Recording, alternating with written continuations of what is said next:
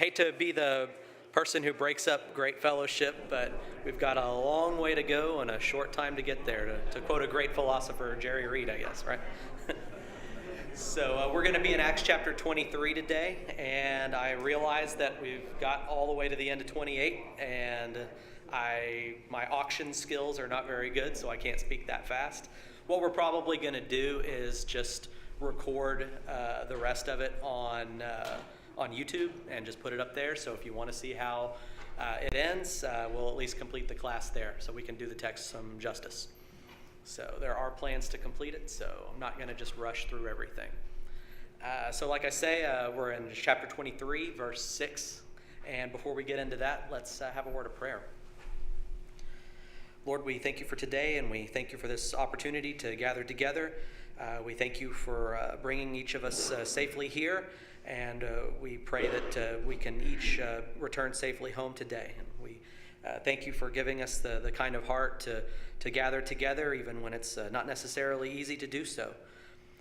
Lord, there is a lot of tragedy and a lot of hurt going on in the world right now, and just help us as your people to continue to wear your name and to exemplify your qualities in this world, even when it's not easy to do so.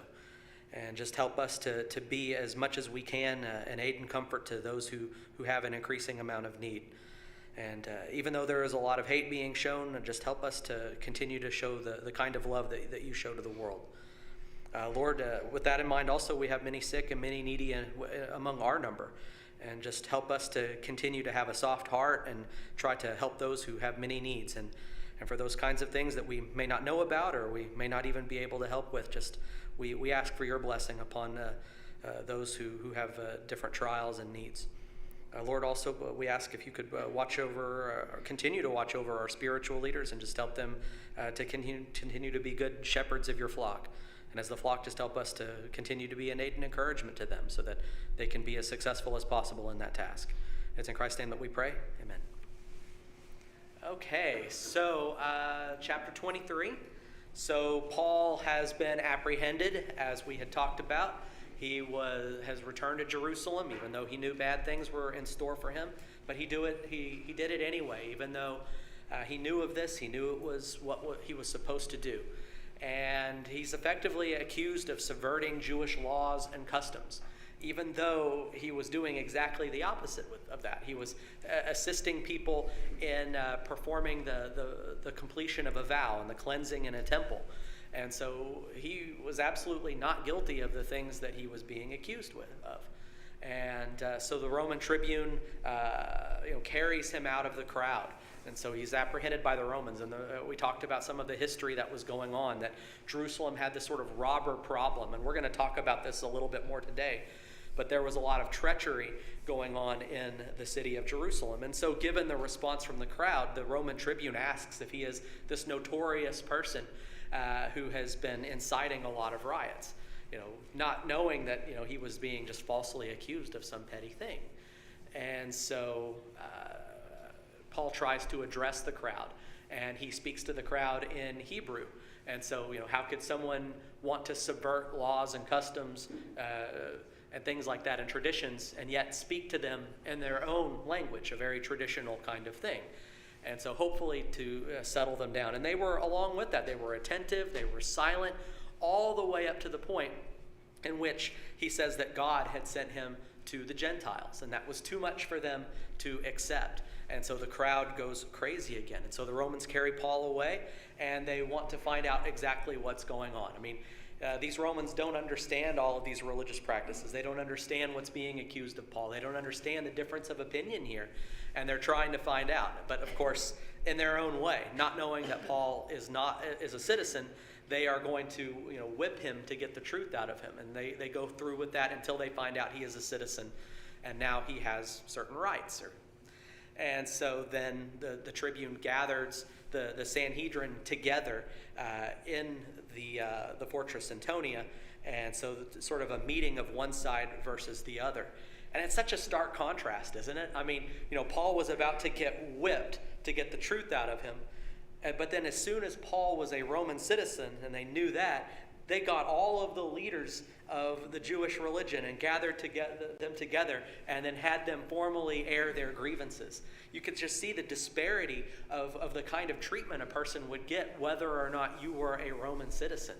And it kind of shows how lowly the Romans thought of the Jewish people, because if this person who is accused of a crime, yet he's a Roman citizen, they still gathered the top people of the Jewish state, and they could just summon them to try to refute the things that this person was doing. And so they were people to be summoned. This Roman citizen had the right to defend himself. Very interesting. And so, Paul kind of states his case. And then, Ananias, the high priest, orders, Paul to be slapped upon his face. And there's a bit of an exchange that goes on there. And Paul's not intimidated at all of that. He stands by his ground. He stays in a righteous state. He is conscientious of the law, saying, if I knew who I was responding to, I wouldn't have done that in a manner. But still, he stands his ground. And so we're still within the context of this meeting. And so, just going forward a little bit. And I think this also shows how Paul is not intimidated, because he keeps his wits about him and he understands the situation and the people that he's talking to. Something I think we can learn from. We can get scared and we can, be intimidated and we can not know the right thing to say. But if we kind of keep our head and we know the situation, we can use that situation to our advantage. And we'll see that this is what Paul does. So verse 6, now when Paul perceived that one part were Sadducees and the other Pharisees. So in this meeting of the people from the Sanhedrin, not within their normal council, but yet in part of this fortress, this Roman fortress, some of those people on the Sanhedrin are Sadducees, some of them are Pharisees. As we have talked about quite often, the biggest difference between the Sadducees and the Pharisees was that the Sadducees did not believe in the resurrection from the dead. Sadducees did not believe in this concept of an afterlife, that this life was the only life that you have to live. Whereas the Pharisees, on the other side, they believed in a resurrection. They believed that there was an afterlife. And so those things shape the kind of person you are. And I think we've talked about this too. And that the Sadducees saw that this is the only life that you have to live, therefore you ought to live it. This is your only chance. And so the Sadducees typically were the rich people. They were the people who, were the bankers and things like that of that day, because, you might as well enjoy life. And yet the Pharisees, because they wanted to have that good outcome for the resurrection, that good outcome for eternal life, they tried to keep the law exactly the best that they could, thinking that righteousness would earn them a spot in heaven. But yet, it's a good idea, but yet they took it way, way too far, and they thought they were earning their spot into heaven. And so you have two groups that, they're really both wrong. But this concept of the resurrection of the dead is going to divide them, and it's going to divide them very, very sharply. So Paul perceived at one part, brothers, I am a Pharisee, a son of Pharisees. So Paul is aligning himself with one of those people. And these two groups of people don't like one another, and so they're going to team up. It is with respect to the hope and the resurrection of the dead that I am on trial. That's true. I mean, refuting that very central fact of Christianity, that we have a greater hope than just this life. And we are striving through Christ to obtain that hope. Without that idea, I mean, none of this is really vital or important. We just need to live our lives the way that they are. But we are working and striving through Christ to have something greater than ourselves. Verse 7, and when he had said this, a dissension arose between the Pharisees and the Sadducees, and the assembly was divided. The Sanhedrin was divided. For the Sadducees say there is no resurrection, nor angel, nor spirit, but the Pharisees acknowledge them all. And so with that line that Paul says, that sort of pits these people who are trying to get Paul, and now they're fighting one another, because it's just such a huge argument for them that they forget this person that they are trying to wrongly convict, and they start bickering among one another. And we continue. Verse 9, then a great clamor arose, and some of the scribes of the Pharisees' party stood up and contended sharply. We find nothing wrong within this man. This person that, literally they were trying to get killed, all of a sudden, because he sided with them on this important thing, even though they disagreed completely with his belief in Jesus just because that one point they were willing to try to defend him. Just kind of shows the depravity that these people had. As long as they could score some political points against their rivals, they were willing to defend anybody and anything. And so they're bickering about this. And so they find nothing wrong with him. What if a spirit or an angel spoke to him? And when the dissension became violent, the tribune, afraid that Paul would be torn to pieces by them, commanded the soldiers to go down and take him away from among them by force and bring him into the barracks. And I don't know, the way that my sort of mental picture of this is that you have two sides arguing over Paul. One side is saying, gotta execute him. One side saying, we have to save him. And they're just bickering and they're becoming violent so much, like they're each tugging on Paul. And one side's tugging, we want Paul. And the other side's saying, we want Paul to execute him. We want Paul to be saved. And it's like so much and so violent that they're just gonna tear him apart. And so the Romans have to intervene in order to stop that from happening. And, from their standpoint, this whole thing must have been just complete craziness. They just wanted to find out what was going wrong. And even among themselves, this erupts into some huge and violent thing. Perhaps something that we can learn from this, too, is that, how does the outside world perceive us? If somebody, this Roman was an outsider from God's people, didn't understand the Bible, didn't understand anything about God, and yet was having to deal with a group of God's people. And so what impression would he have had of these people of God? He would have had a very lowly impression that the only thing that they do is fight amongst themselves. That should be a very sobering thing for us. What if somebody off the street walks into here and they hear the things that we are divided over and the things that we talk about and bicker about and the divisions that we have within our churches? What are they going to think of us? And, Jesus himself says a divided house is not going to stand. And so we need to make sure that we don't divide ourselves like these Pharisees did. And their work became very, human-minded, very futile, and ours should not follow that same path. So perhaps a little bit that we can learn from this. Any observations here? That's a heavy thing to lay on you guys and not give you guys an opportunity to say something. Okay. Verse 11, the following night the Lord stood by him and said, take courage, for as you have testified to the facts about me in Jerusalem, so you must testify also in Rome. And so, this must have been a very discouraging thing for Paul. And yet, God, speaks to him and says, have courage, you're going to go to Rome. And if he has to testify in Rome, that means he is going to survive all of this drama and tribulation here in Jerusalem. And so that idea, just knowing that there is a future for him to do something in Rome, that tells him that he has to get through whatever difficulties here that are here. And we see throughout what's going to happen to Paul that he stands by that idea that God is going to lead him all the way into Rome. So, any observations here before we continue on? Yes?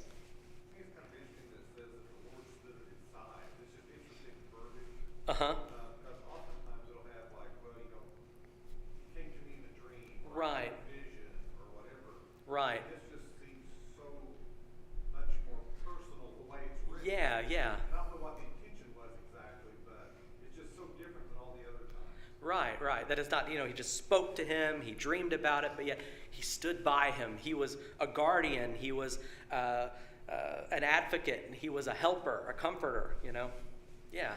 Very interesting there. And I think that Paul absolutely needed that. Paul was human, just like any of us. And he needed that encouragement. He needed somebody to stand beside him through this difficult hour. And I think that faith that Paul had, that from that comfort, that helped him get through these very, very difficult times. Good observation. Any others? Okay. Moving along. Verse 12, when it was day, the Jews made a plot and bound themselves by an oath neither to eat nor drink till they had killed Paul. Doesn't that just sound wicked? I mean, think about this. People who style themselves as God's people, that they say, I'm not going to eat or drink until this thing is going to happen. And that thing wasn't, I'm going to make sure that starving people are fed. I'm going to make sure that, people that don't have enough money to pay their bills are going to have that. I'm not going to, sleep until, I help, ease people that have, challenging diseases. They were not going to eat until Paul was killed. This is the thing that they were tying themselves to. This is the thing that they wanted to dedicate themselves to. It's a very, very sad state of affairs. So there were more than 40 who made this conspiracy. And so there wasn't just a couple people, but 40 who made this vow that they weren't going to eat or drink until Paul was killed. So they were taking this very seriously, and there were a lot of people doing that. Verse 14, they went to the chief priests and elders and said, "We have strictly bound ourselves by an oath to taste no food till we have killed Paul." So this is a very serious oath that they made. They didn't just sort of make it and resolve to it in their own head, but they went to their religious leaders and said, "Hey, we're putting ourselves under this oath." And so if that oath is not fulfilled, the very people that lead them know that that oath has not been fulfilled, that they didn't follow through with it. So very, very serious for them to do that, and it's very, very evil. Verse 15, "Now therefore you, along with the council, give notice to the tribune to bring him down to you, as though you were going to determine his case more exactly. And we are ready to kill him before he comes near." And so this literally is a conspiracy. There is a plot. And so they go to their leaders and make this vow to them and saying, "So here's what you're going to do. Try to, go up in pretense to the tribune and tell him that we want to have another talk. And when you're bringing him down, that's when we're going to get him." And so they're literally trying to use the legal system as a wicked thing in order to get Paul. And so in that sense, like when he was being exchanged from one spot to another, when he was perhaps more vulnerable, they were going to get him. Really, really godly, upstanding, excellent people, right? Trying to find every way that they can in order to exact this wickedness, all the way to killing a person, and all this time, this energy, this thought into doing something evil. Definitely bent the will of God to their own will. And we've got to be careful that we don't become those kinds of people. So they thought they were doing right, but they were doing something that was absolutely wrong.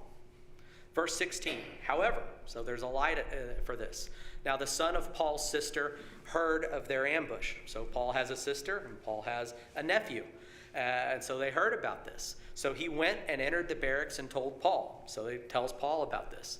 So Paul knows. Paul called one of the centurions and said, "Take this young man to the tribune, for he has something to tell him." So they're going to share this with the tribune. So he took him and brought him to the tribune and said, "Paul, the prisoner, called me and asked me to bring this young man to you, and he has something to tell you." So he's going to relay that. The tribune took him by the hand and going aside asked him privately.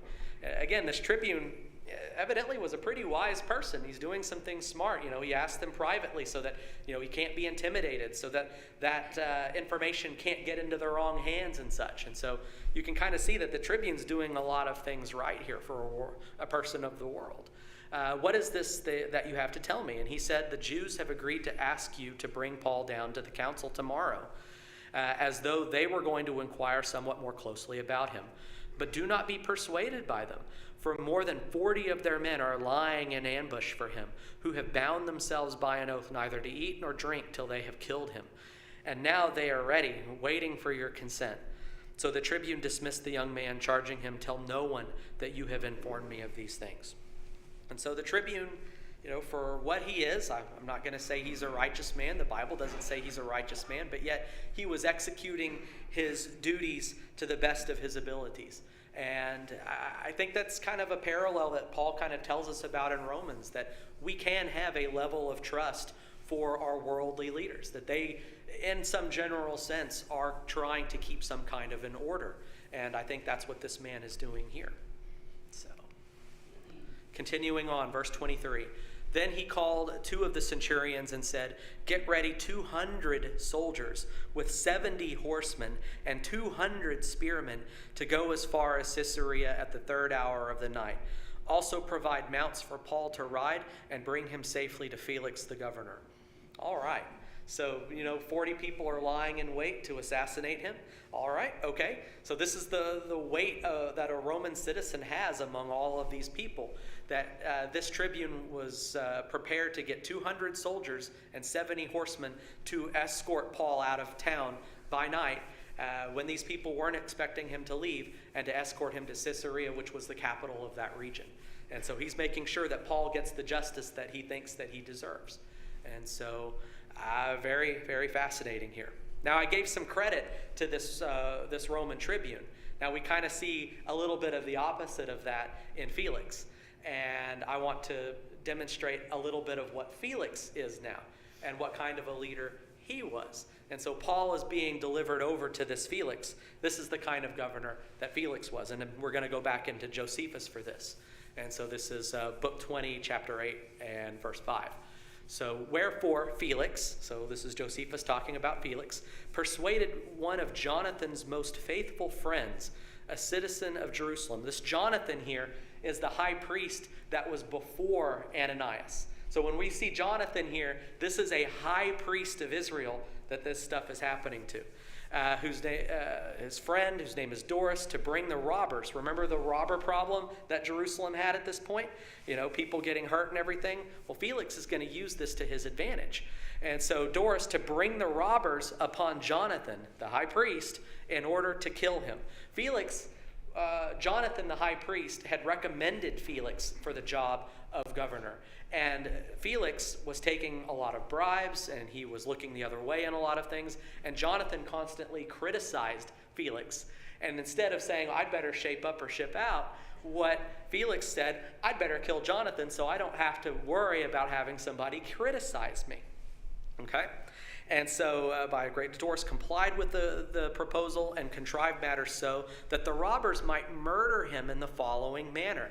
Certain of those robbers went up to the city as if they were going to worship God. So they were going up into the temple, while they had daggers under their garments, and by thus mingling themselves among the multitude, they slew Jonathan, the high priest.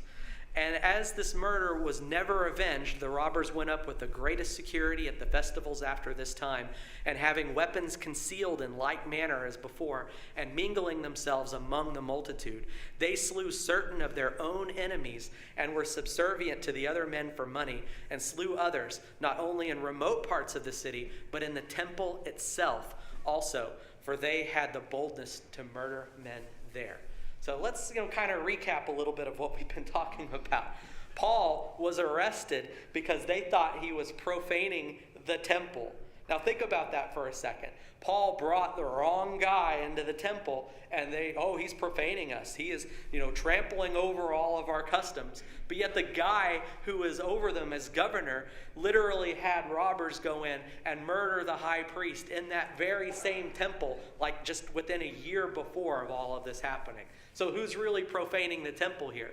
But yet they're not mad at that. They're not mad at all of these robbers. They're not mad at the governor who's corrupt. They're mad at Paul because they think he's trampling on all of the customs. It just kind of shows us how much of a sham all of this is, and how so much of this is just going so terribly, terribly wrong. So that's Felix. So, I think that I can give props to that's Roman tribune, Claudius Lysias. But Felix, he's a pretty wicked guy, and this is the person that Paul's going to go into the hands to.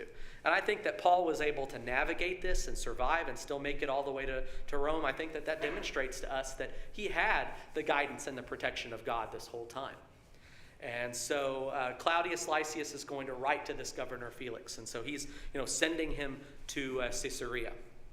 Before I continue, any comments, questions, observations? Okay. So verse 25, so back to Acts. So Claudius Lysias, this Roman tribune, is writing to Felix, the governor. And he wrote to this effect: Claudius Lysias, to his excellent governor Felix, greetings. This man was seized by the Jews and was about to be killed by them when I came upon them with the soldiers and rescued him, having learned that he was a Roman citizen. And desiring to know the charge for which they were accusing him, I brought him down to their council. I found that he was being accused about questions of their law and charged with nothing deserving death or imprisonment. And when it was disclosed to me that there would be a plot against the man, I sent him to you at once, ordering his accusers also to state before you what they have against him.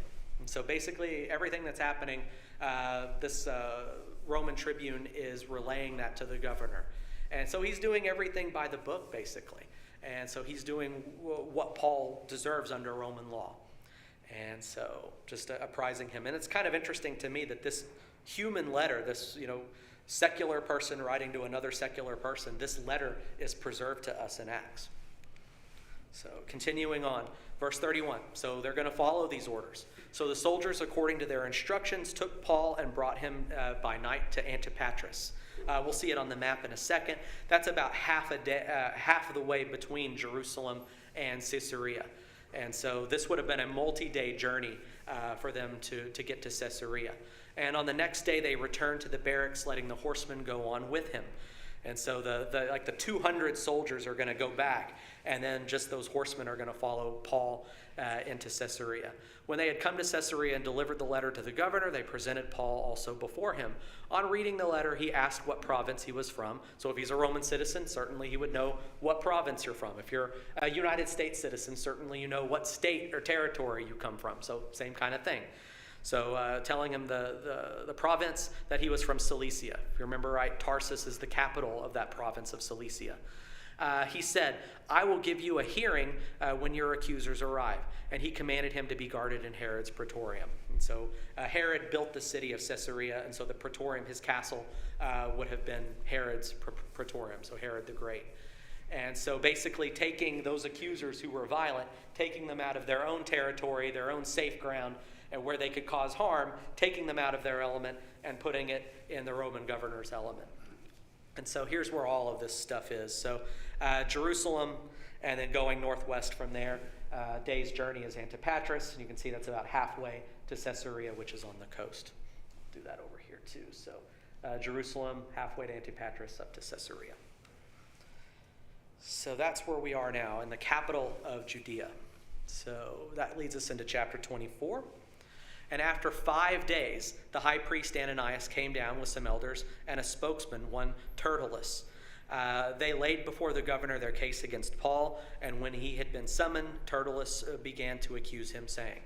And so the group then, after 5 days, prepares the case, and they come up. This word for spokesman, Tertullus, I think some translations might have attorney. Some translations might have orator. I think orator is the most accurate here. The word rhetoric is, we get the word rhetoric from this word here. And so he is a rhetor.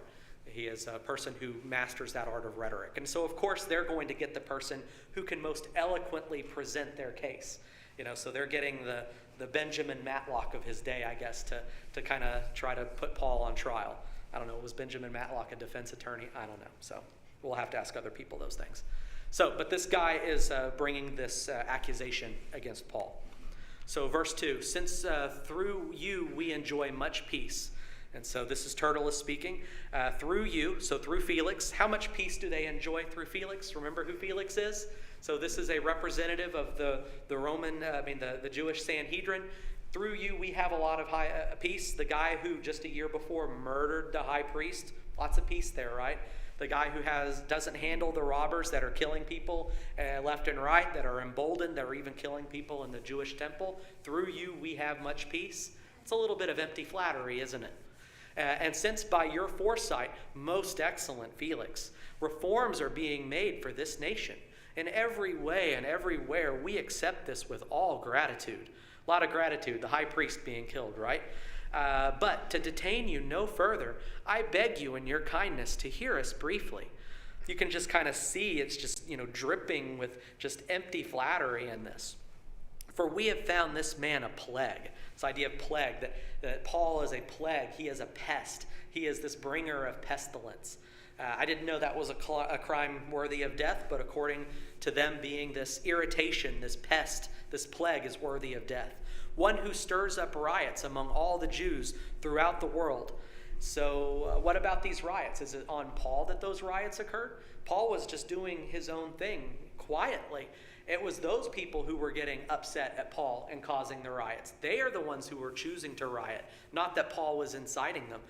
They're in such disagreement that and so sectarian in their thought that they had that huge fight over whether or not there was a resurrection. They lead themselves and work themselves up into these riots, yet they're laying this at Paul's feet.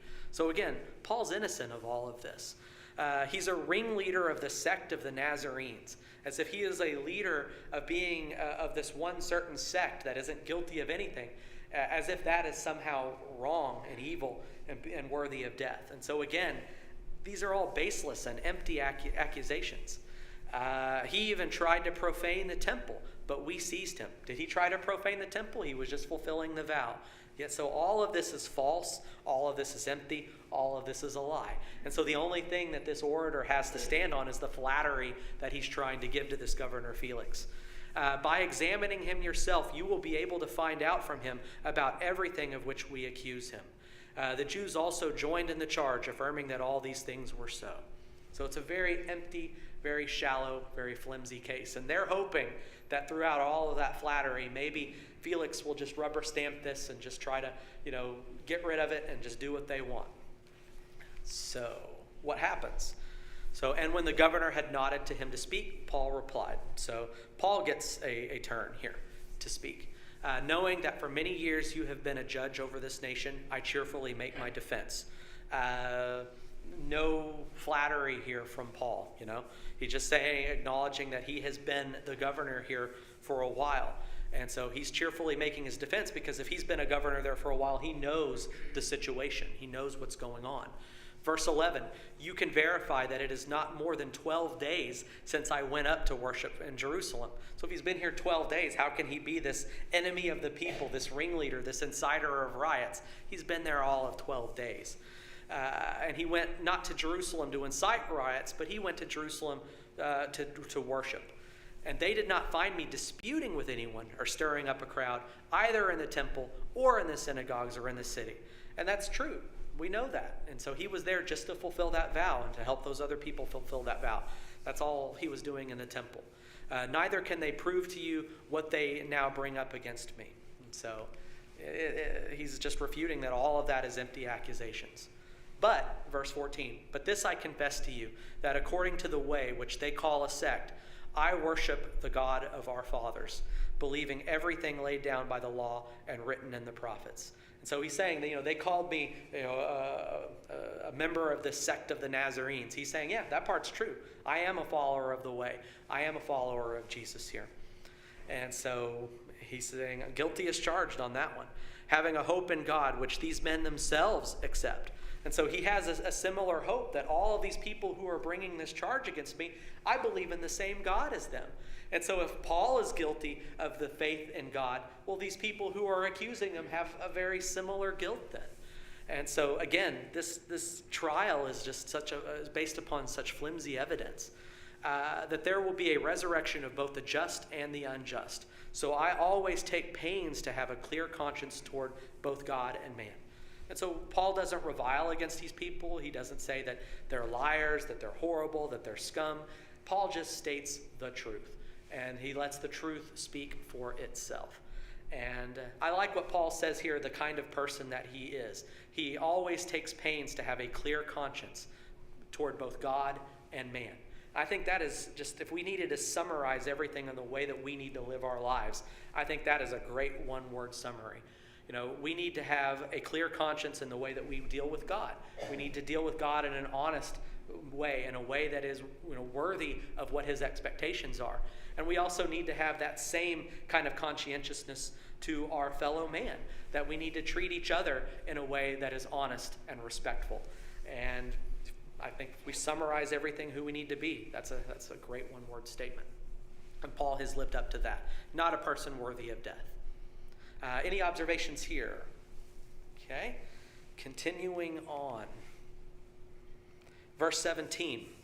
Now after several years, I came to bring alms to my nation and to present offerings. And we see elsewhere that, part of what Paul was doing was, taking up collections, bringing it back to Judea. He's also presenting offerings. That's what he was doing in the temple. He was offering those sacrifices of that fulfillment of a vow. While I was doing this, they found me purified in the temple. They found him purified by the rites and the rituals of Judaism, the very rites and rituals that they were accusing him of wanting to trample over. So he is doing exactly the opposite of what he was being accused of. But some Jews from Asia, they ought to be here before you and make an accusation should they have anything against me. he makes a great point. The very people who brought the original accusation, the very witnesses of my bad behavior, they're not even here. The actual people that supposedly saw me, they're not even here. So we don't even have the right witnesses. Or else let these men themselves say what wrongdoing they found when I stood before the council. So again, saying not what they feel, but what exact wrongdoing am I being accused of? They participated in this character assassination, but they haven't said why under Roman law Paul needs to die. Verse 21, other than this, one thing that I cried out while standing among them, it is with respect to the resurrection of the dead that I am on trial before you this day. And ultimately, that's all Paul is really saying, is that there is a resurrection and we need to be on the good side of that. So why is he worthy of dying? Continuing on, verse 22, but Felix, having a rather accurate knowledge of the way, put them off, saying, when Lysias the tribune comes down, I will decide your case. And so, Felix kind of knows, he's been there a while. Like Paul said, he knows about Christianity at this point. And so he knows that a lot of what these Jewish people are saying is kind of just empty accusations. And so when Lysias the tribune comes down, I will decide your case. And so as soon as he comes over here, I'm going to decide this. I'm going to render a decision. And we're going to see exactly how fast he renders this decision. Then he gave orders to the centurion that he should be kept in custody, but have some liberty, and that none of his friends should be prevented from attending to his needs. And we kind of see this type of captivity that Paul is under, that he is accused of a crime, but yet he has some freedom about him, that his friends can see him and attend to his needs and such. And we kind of see a picture of this in some of the letters that Paul writes, that while he is in chains, there are people that are able to attend to him. Like in 2 Timothy, he asks for his cloak and things like that.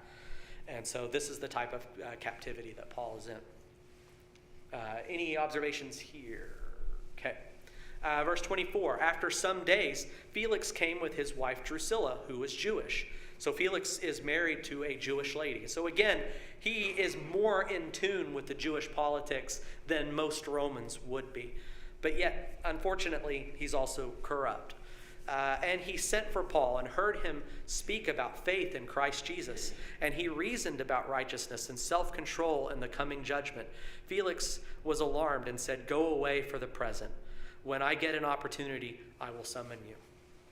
And, Paul is basically preaching to him. Paul is preaching the gospel to him and telling him everything about the gospel. And we have so many accounts of people having the gospel shared with them, and then they say things like, well, there's water, what prevents me from being baptized? And they have that moment that they decide, I have this faith, and they have this instant desire of doing something about it. And then we have a person like Felix, that he is alarmed by this. And so he's alarmed. It moves something in his heart. But I think he's got a decision to make. He knows that he can't be who he is and yet do the things that Paul is talking about. And those two things cannot, be reconciled. And I think the temptations of his life overcome the necessities of following the gospel. And so, but after being alarmed, he says, I'll go away for the present. When I get an opportunity, I will summon you. I want to just kind of think about this. And so it's an excuse so that he can kind of feel good about himself again, and he can ultimately reject that gospel. But yet he was alarmed. I think in his heart he knew he needed to do something, but yet he loved his life all that much more.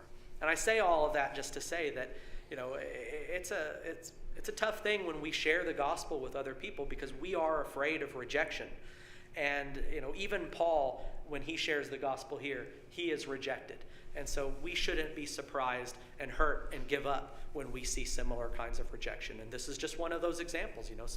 It's a very common thing, I think, that we hear. Well, when I get a more convenient time, when I get a better opportunity, we'll talk about this sometime again in the future. And it's really not a reason as much as it is just an excuse that they don't have to think about it. So at the same time, he hoped that money would be given to him by Paul. And so again, this really shows us how upstanding a guy Felix is. He's, not only not all that interested, but it also shows that he has a bit of an ulterior motive in wanting to talk to Paul. Because remember, he's kind of keeping Paul along, and we see how long he keeps him. That I think these conversations are an opportunity for Paul to say, what is it going to cost for me to get out of this situation? And so, Felix was hoping to get some money out of all this.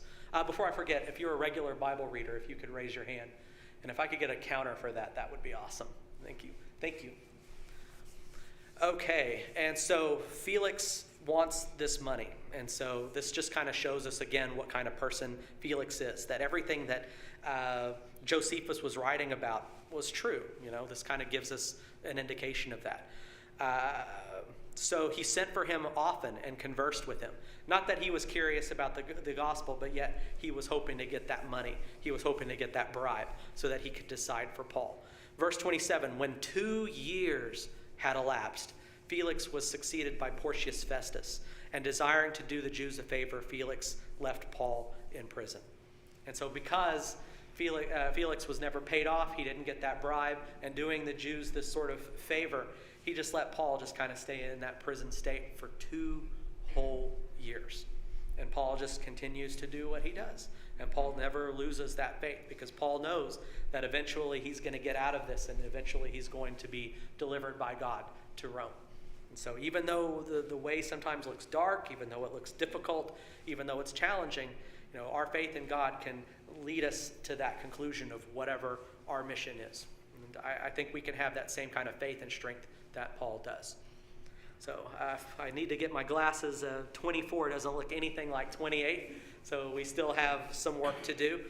If you do want to see the conclusion of this, as I say, we will be taping this and putting it out onto YouTube. So probably within the next week or two, we'll try to get that out there. Before we do conclude, are there any comments, questions, observations, complaints? So if not, I thank you for your attention, and we have a great class coming in here next quarter. I think Richard Rogers is in here next quarter. I forget the topic, but I know with him teaching it'll be a great class. Thank you all for your comments, your attention, and thank you for giving me the floor throughout this quarter. Thank you so much.